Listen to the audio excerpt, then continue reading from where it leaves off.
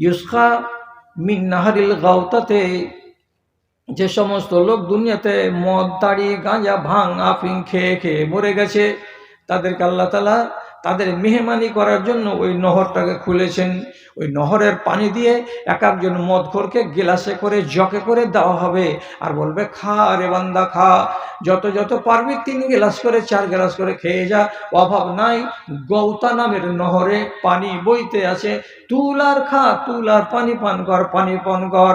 যেখানে জাহান্নামীরা ওর দুর্গন্ধে থাকতে পারে না, সেই পানিগুলোকে গ্লাসে করে তুলে একটা মদখোরের মুখে ঢেলে দেওয়া হবে, পান কর পান কর, মুখ ভেঙচিয়ে মুখ বন্ধ করে থাকতে পাবি না। আসছে কোথা থেকে?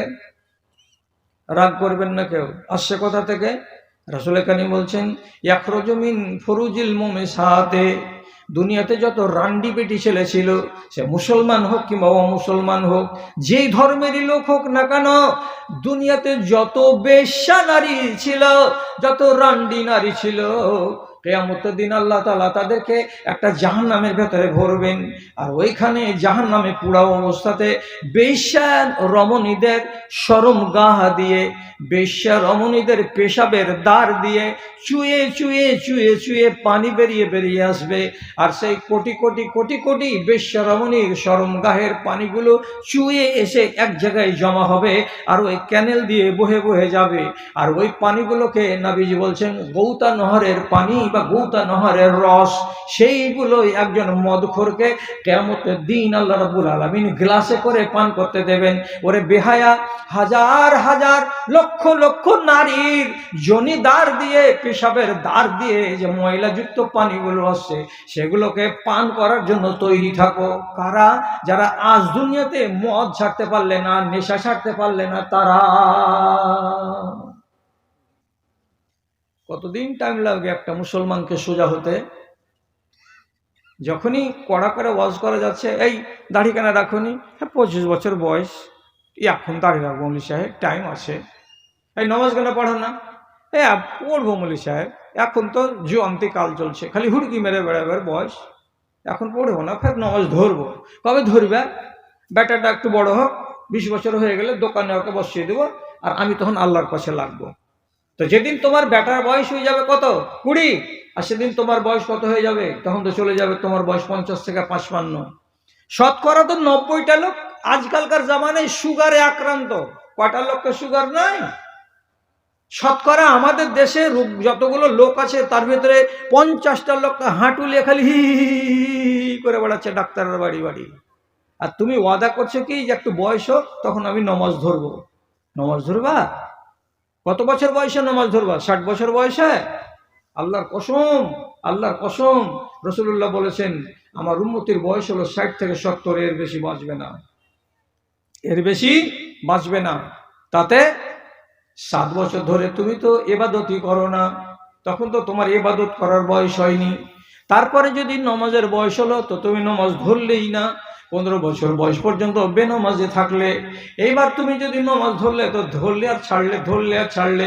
ওয়াদা করলে কি বলে যে যখন বয়স হয়ে যাবে তখন নমাজ আমি ধরবো। কত বছর বয়স হলো? তো 60 বছর বয়স হলো। এখন তুমি আল্লাহ তাআলাকে জুত করে ধরবে বলে আমাকে বলেছিলে, গ্রামের মাওলানাকে বলেছিলে, কিন্তু আল্লাহর কসম খেয়ে বলছি 60 বছর বয়সে আপনি আপনার বকেয়া আদায় করতে পারবেন না, আপনার দ্বারা নতুন করে নমাজ পড়া সম্ভব হবে না। কেন? 4 রাকাত নামাজ পড়তে গিয়ে খালি চেয়ার খুঁজবে, মসজিদে যায়, চেয়ার নেই যে আছে ওই যে কোনাতে, চেয়ারে যা বসে আছে, এমনি করে বসে নামাজ পড়ছে, এদিকে নামাজ পড়েনি। আর এখন যদি শুরু করলে তো কিসে? চেয়ারে। তোমার জিটা কাঁদে না যে কপালখানা পাপি, একবার জমিনে ফেলি, ফেলে যেমন করে মানুষেরা নামাজ পড়ে তো নামাজের হকটা আদায় করি। কইছে পারি না মৌলী সাহেব, হাঁটু দমড়ে না। যেদিন তুই ষাঁড় হয়েছিলি সেদিন তো হাঁটু দমড়ি ছিল, তখন কেন আসিসনি? তখন তো কথা দিয়েছিলি যে 60 বছর হোক তখন আল্লাহকে ধরবো। এখন কোন বয়সে পড়লি যে আল্লাহকে ধরতে পারছিস না? আল্লাহ খালি ওচ্ছা পড়েছে, আল্লাহ খালি ওচ্ছা পড়েছে। কবি এ হकीकते मुंतजर नजर लिबास मजाज में कि हजार सजदे तड़प रहे हैं मेरी जबीने नयाज में। न कहीं जहां में अमा मिली, जो अमा मिली तो कहाँ मिली, मेरे जुर्म खाना खराब को तेरे আফুয়ে बंदा नवाज में। 60 বছর বয়সে ইবাদত করা যাবে না, যেগুলো ছুটে গেছে ওইগুলোকে পূরণ করা যাবে না, বরং আল্লাহ রাব্বুল আলামিন পরিষ্কার করে কোরআনে বলছেন ওয়ামান নুআম্মিরহু নুনাক্কিসহু ফিল খালকি আফালা ইয়াকিলুন। তোমরা মুসলমানেরা শুনো রে, জানো রে, ভালো করে বুঝো রে। কোরআন মাজিদে রব্বুল আলামিন সূরা কাফে বলছেন তোমাদের ভেতরে কোনো একটা মানুষ যদি 60 বছর বেঁচে যায়, তাহলে আল্লাহ তাআলা বলছেন তাকে আবার মরবার আগে ওকে 1.5 বছরের শিশু বানাবো, তারপরে তাকে কবরে নিব। আবার 1.5 বছরের শিশু হতে হবে আপনাকে, কেমন কথা? ওটা হলো এত বড় 1.5 হাত, আর আমি হলাম 3.5 হাত, কি করে আমি 1.5 বছরের শিশু হব? বলছে শুধু এদিক দিয়ে দেখলে হবে না, অন্য দিক দেখো। কি? 1.5 বছরের শিশু 50 টাকা দামের নতুন প্যান্ট যদি ওর পরনে দেওয়া যায়, আর ওর মা যদি 7 বার করে ওর গালে চুমা খাওয়ার পরে বলে বেটা রে তোর বাপ এখানে রোসনার হাট থেকে 100 টাকা দিয়ে প্যান্ট এনেছে, মুতিস না রে বেটা। আর মা বললো কানে কানে, 15 মিনিট পরে 100 টাকার প্যান্টকে ভিজিয়ে ছেলে খাড় হয়ে আছে, আর জ্ঞান আছে নেই। যত দামের আপনি ওকে পায়জামা দিয়ে দেবেন, এতে হাগিস না রে, আধ ঘন্টা পরে দেখবেন পিছন দিকে মাল পড়ে গেছে। ওর জ্ঞান আছে? জ্ঞান নাই। তাহলে ওর জ্ঞান নাই বলে পায়জামাতে কাপড়ে পিশাব করছে, পায়খানাও করে দিচ্ছে, আর খাওয়ার যদি টাইম হচ্ছে তো কাঁদছে, ভাষা নাই, ভাষা মুখে আসছে না, এখন বয়স হয়নি, তাও বাও করে কেঁদে কেঁদে মার কাছে খানা চাইছে। তার মা বুঝতে পারছে হ্যাঁ ছেলেকে ভোক লেগেছে, ছেলে কাঁদছে গে। ঠিক তোমার ওই অবস্থা হবে। কি? তোমার জ্ঞান লোপ পেয়ে যাবে 60 বছর যেদিন বয়স হবে। তুমি গলিতে তোমাকে বেটারা বৈঠকখানাতে শোয়াবার জায়গা দেবে, তুমি টুকুর টুকুর করে বউগুলোর দিকে তাকাবে আর বলবে রোজিনাকে 2টা ভাত গালা দেন আগে, খালা দেন আগে মা, রোজিনাকে এই 2টা দেন আগে মা, এমনি করবে। আর বউগালা আপোষে বলা বলি করবে, এক যা আর একজনকে বলবে বেশি করে খাদ্যিস না এটা মাগি, যদি খাবি তো ও তখন ঢালবে লুঙ্গিতে, কে তখন ওগুলাকে টানবে, এতটি করে দে আর কোনো রকম করে বাঁচিয়ে থো, ঠিক করে খেতে দিবে না। আপনি বেটা বলে জানে দরদ আছে তো, সারাদিন গৃহস্থালি করে জোহরক্ত যদি ঘরে যেছেন বাপের কাছে, তেমনি করে কাইদ করে যদি দেখছেন তো পাশার দিকে সম্পূর্ণ লুঙ্গিটা বরবাদ হয়ে পড়ে আছে, জানে দয়া আছে একটু বেটার, তখন করলো কি বাপ ওখান থেকে নামিয়ে লুঙ্গিটাকে সরিয়ে ন্যাকড়া টাকড়া দিয়ে কোন রকম করে পাছাটাকে মুছে দিল। ছোট ছেলের মলকে 10 বার ঘাঁটলেও খারাপ লাগে না, কিন্তু বড় মানুষের মলকে একবার খালি 1 আঙুল দিয়ে ঘেঁটে দেখিয়েন কত টেস্ট আছে। বুঝতে পারেননি ঠেলাটা? আল্লাহ বলছেন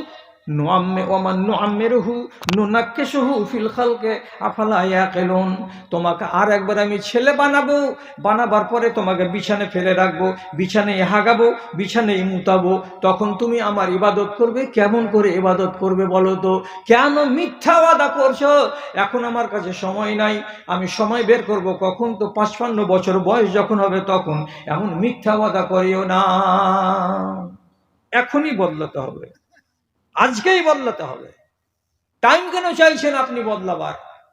অন্যায় কাজ থেকে বেরিয়ে আসতে আপনাকে টাইম লাগবে? সহি হাদিস বলছি, সহি হাদিস, মাবাদ আল জুহানি এক সাহাবী, আওতাসের যুদ্ধের দিন মক্কা থেকে অল্প দূরে যখন যুদ্ধ জয় হয়ে গেল, রাসূলুল্লাহ বললেন আমরা এখান থেকে তো মদিনা ফিরে যাব, তো 2-1 দিন দেরি করো, তোমরা এদিক ওদিক ঘুরো ফিরো। 2 জন লোক, মাবাদ আল জুহানি এবং আর একটা লোক ওর টোলার, এরা 2 জন লোক কানে কানে সল্লা করে বলছে ভাই এখানে তো আমরা কয়েকদিন থাকবো, তো বেশ কিছুদিন হয়ে গেল বাড়ি ছাড়া, চলো 8 দিনের লেগে একটা বিয়ে করি, 8 দিনের জন্য একটা বিবাহ করি, তুমি একটা করো আমি একটা করি। এই বিবাহ ইসলামে আগে জায়েজ ছিল, এটাকে বলা হয় মুতা বিবাহ, সাময়িক বিবাহ। এই বিবাহটা আল্লাহ তাআলা ক্যান্সেল করে দিয়েছেন, আর নাই। ওই চলো তাহলে 8 দিন যখন থাকবো তো 8 দিনের জন্য একটা বিবাহ করি। এবার 2 জনই বের হলো, এই মাঠ থেকে হাঁটতে হাঁটতে হাঁটতে হাঁটতে 1 কিলোমিটার দূরে চলে গেছে ওখানে। যে একটা গ্রামে উঠেছে, যে তখন বলছে, আগা আপনাদের এখানে গ্রামে এরকম মেয়ে পাওয়া যাবে যে মেয়েটা 8 দিনের জন্য বিয়ে করবে, 10 দিনের জন্য বিয়ে করবে? একটা লোক বললো যে এই বাড়িটাতে যেয়ে দেখো তো, ওই বাড়িতে একটা মেয়ে আছে। এরা দুজন গেল, যাওয়ার পরে আওয়াজ বলছে, গো ও বাড়ির লোক, আসো গো, বাইরে এসো। তখন মহিলাটা বেরিয়ে এসেছে। কি খবর? বলছে আমরা বিয়ে করব বলে এসেছি 10 দিনের জন্য, কেউ আছে বাড়িতে? মেয়েটা বলছে আমি আছি। কয়দিনের জন্য বিয়ে করবে? 10 দিনের জন্য। তো কি দিয়ে বিয়ে করবে? একবার সহি হাদিস বলছি আপনাকে। তখন মা'বাদ আল জুহানি বলছে, আমার হাতে একখানা চাদর ছিল, আমি চাদরটাকে তার সামনে এমনি করে ধরিয়ে বলছি, এইটা নাও, এটা দিব আমি। সুবরা বিন মা'বাদ আল জুহানি তো বলছে এই চাদরটা দিব, দিয়ে 10 দিনের জন্য তোমাকে বিয়ে করব। মহিলা চাদরখানকে হাতে নিল, নিয়ে উল্টে পাল্টে দেখলো, আর ছেলেটার চেহারাটার দিকে করে দেখলো। তারপরে বলছে, তুমি কি জন্য এসছো? যে আমিও বিয়ে করব বলে এসছি। তুমি কি দিবা?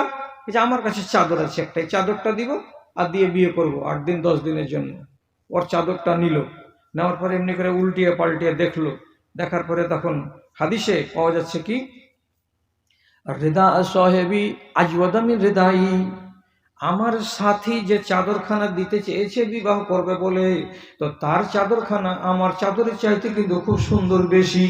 তখন মেয়ে ছেলেটি চাদরখানাকে উল্টাচ্ছে আর দেখছে, একবার আমার খানাকে নিচ্ছে আর উল্টাচ্ছে, আর একবার করে আমার দিকে দেখছে, একবার করে ওই লোকটার দিকে দেখছে। কিন্তু তফাৎ হলো কি, আমি পুরুষ হিসাবে আমার গায়ে যৌবনটা বেশি আছে, আর পুরুষ হিসাবে আমার সাথীর গায়ে যৌবনটা কম আছে। ওর গালগুলো বসে বসে একটু বোগলা মুখ হয়ে আছে, আর আমি আর এক তরতাজা জোয়ান হয়ে আছি। আমি জোয়ান বটে, কিন্তু আমার চাদরখানা কমজোর, আর লোকটা কমজোর, তো তোর চাদরখানা বড় মজবুত। কি করা যায়, কি করা যায়? শেষের বেলায় মেয়ে ছেলেটি আমার চাদরখানাকে নিল, নেওয়ার পরে বলছে, আন্তা রেদাওকা, তোমাকে বাঁচলাম এবং তোমার চাদরখানাকে নিলাম। এই লোকটাকে অন্য বাড়ি যেতে বলো, আমি তোমাকে বিয়ে করে নিলাম এই চাদরখানার বিনিময়ে। আপনারা প্রথমে বলবেন যে একটা চাদরে কি বেড ছেলে পাওয়া যায়? তো সে যুগ ছিল কাপড়ের অভাবের যুগ, আকালের যুগ। একখানে এরকম বড় চাদর দেওয়ার মানে হলো কি, সেই যুগ অনুযায়ী একটা বিশাল সম্পত্তি পাওয়া।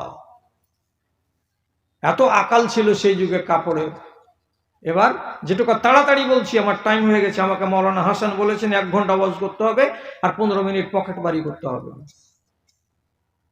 কাছে চলে আসছে আমার টাইম, তো তাড়াতাড়ি কি বলছে, আমি এবার চাদরটাকে দিলাম। দেওয়ার পর একটা আমি জুয়ান বেটা ছেলে, ওই মহিলার কাছে আমি দিনের বেলায় থাকলাম, রাতের বেলায় থাকলাম। 3টা দিন থাকা হয়েছে, আরো 7 দিন আমি পাবো মহিলার কাছে থাকতে। এমন সময়তে দিনের বেলায় একটা লোক সাহাবী এসে আওয়াজ করে চিৎকার করে করে বলতে লাগলো, আইয়ুহান নাস, ও লোকেরা, যতগুলো মিলিটারি আছো যুদ্ধের ময়দানে, তোমরা কান খুলে শুনো।